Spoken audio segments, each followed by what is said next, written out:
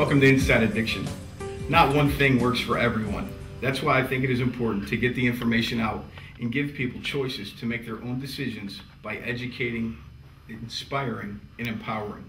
My objective from day one was to educate people about addiction and recovery and help as many people as I possibly could.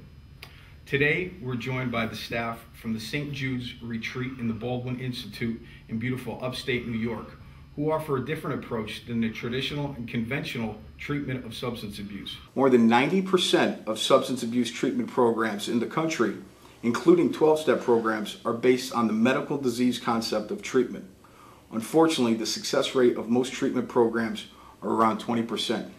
St. Jude's reports a 62% success rate with what they refer to as a freedom model. Now you know why I had to come here. So I want to introduce the staff of St. Jude's Retreat and the Baldwin Research Institute. I want to start with the Executive Director of St. Jude's and the Baldwin Research Institute. I want to welcome Michelle to the show. Thank you. So Michelle, tell me a little bit about yourself, your connection, if any, personally with addiction and recovery on a personal level, how you got involved with St. Jude's, and about your program overall, and more specifically, what is a social educational program? That's a lot of questions. Initially, I had a substance abuse problem when I was a teenager going into college. I failed out of college after 3 years and due to substance abuse.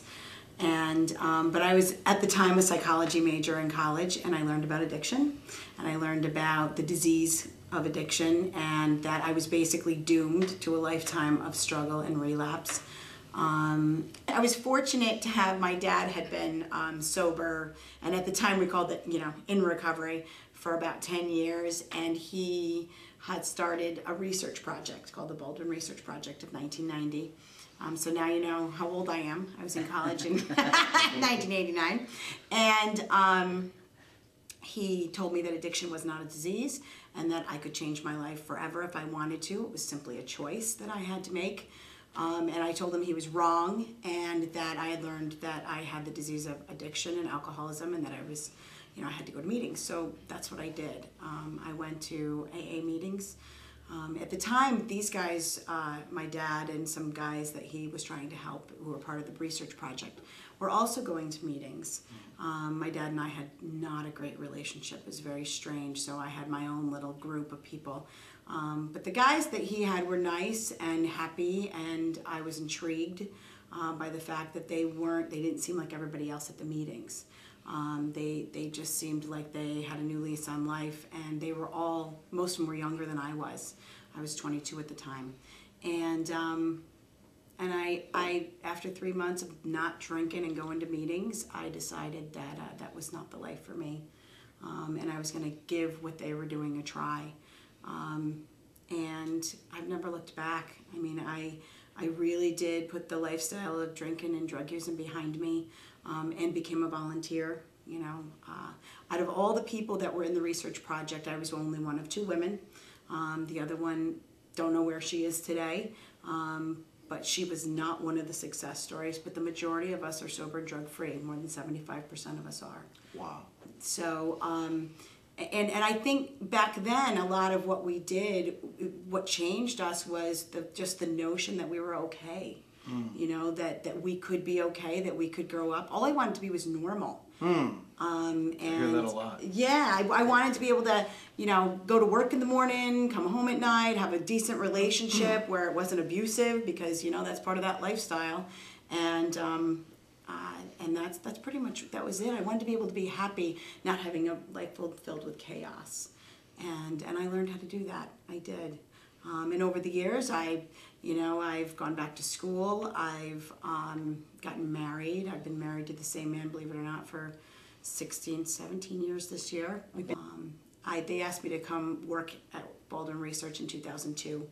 Officially, I had a career of my own, and they wanted me to help them with some filing and different things. I was a legal secretary at the time, and before I knew it, I was on the phones helping people.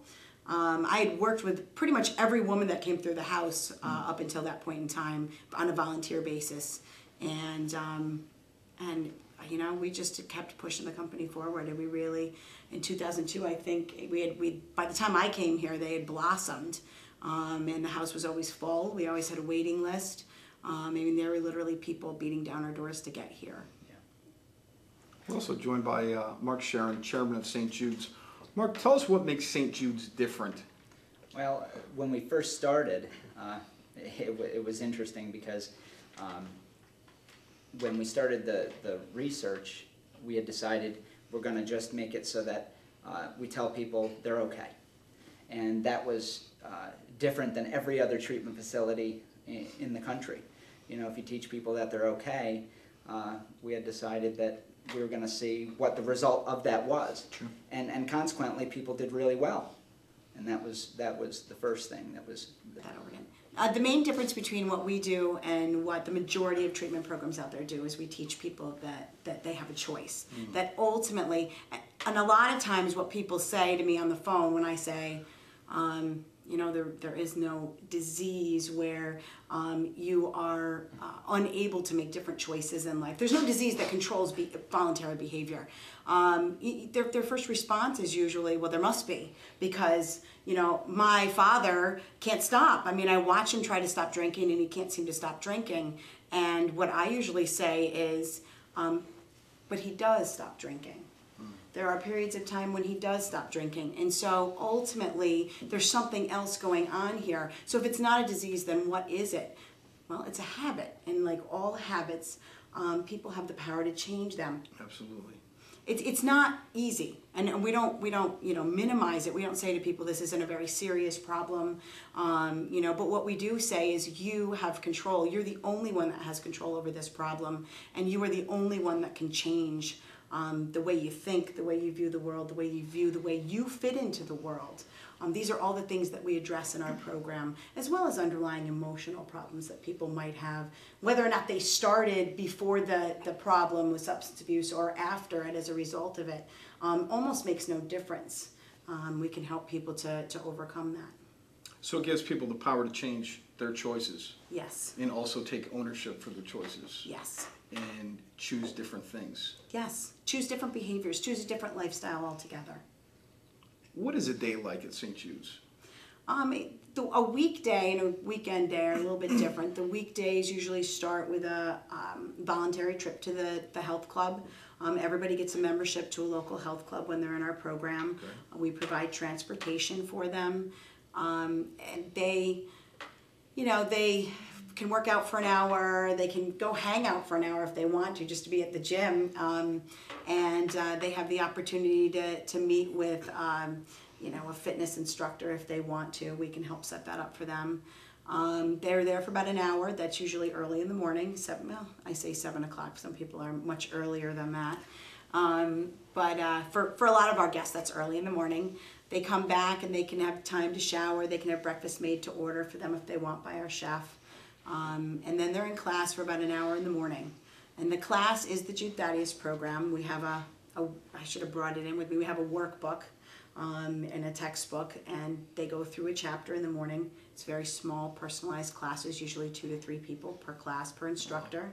Yeah, so they have time to interact in the class. We don't rush people through the chapter. If people want to, you know, we usually have them read it out loud, even if they've already read it. It's actually part of what we do is very repetitive. And then they have opportunity to work